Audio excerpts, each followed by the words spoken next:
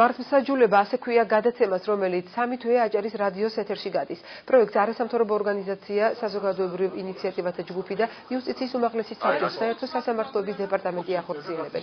რადიო მსმენელები 1 საათის განმავლობაში სასამართლოს სისტემაში მიმდინარე რეფორმებს, განხილულ საქმეებსა და მოსამართლეთა მიერ გამოტანილ გადაწყვეტილებებს ეცნობიან.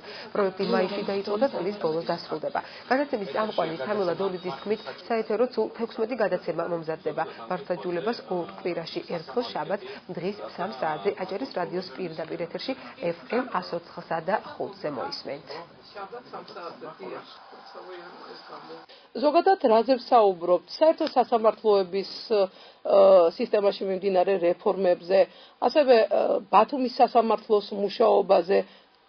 წინა გადაცემებში ჰქონდა საუბარი მაგალითად მაგისტრატ მოსამართლეებზე, ასევე მორიგებისა და დავის ინსტიტუტზე.